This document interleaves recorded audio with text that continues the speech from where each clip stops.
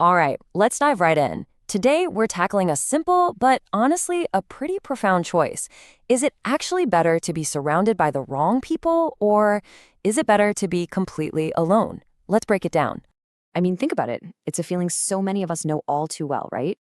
And that feeling really gets to the very heart of what we're exploring today. This choice between bad company and, well, no company at all.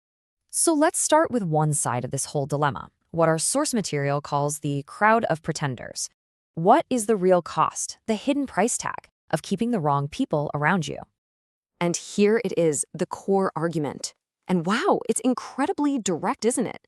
The source doesn't just say it's okay to be alone. No, it goes further. It claims it's actively better than staying in a toxic social circle. It basically frames solitude not as some kind of social failure, but as a really smart, strategic choice for your own well-being. The source is also super precise with its definition here. We're not talking about people you just don't click with or folks you disagree with. This is about a deep, damaging kind of dishonesty, a performance where someone uses the idea of love to mask actual hatred. And understanding that dynamic is it's absolutely key. So what's the real cost of all this? Well, it's the corrosive emotions that are being hidden just beneath the surface. Hidden hatred and secret resentment. You might not always see the poison, but you can definitely feel its effects. When you put the central conflicts side by side like this, it becomes so clear. On one side, you've got the noise of a crowd that's actually filled with all this negativity, and on the other, you have the quiet of solitude, which is defined by peace. The contrast really makes the choice feel pretty stark, doesn't it? Okay, so we've seen the problem, this crowd of pretenders. Now let's explore the solution that the source proposes, what it calls the peace of solitude. And here's the thing. The source claims that solitude contains something exclusive, something you can't get anywhere else, a certain kind of peace.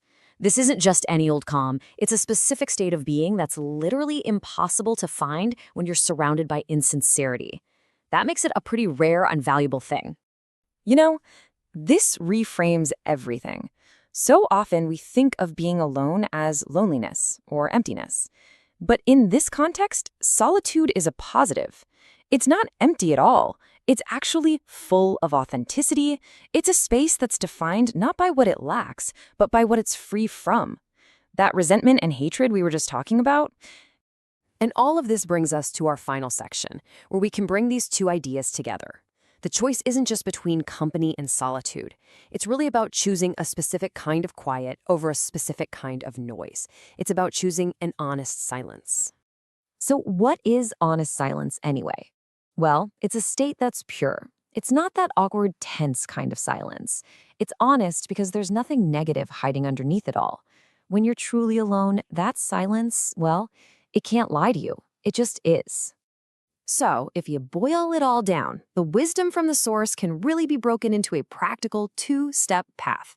First, you need to have the clarity to recognize when a social situation is built on that hidden negativity. And second, you need the courage to choose the alternative, to actually embrace that honest, peaceful silence. And this right here, this is the crucial point. Think about how much time we spend focusing on the quality of our company, the people we're with. But maybe we should be focusing more on the quality of our silence.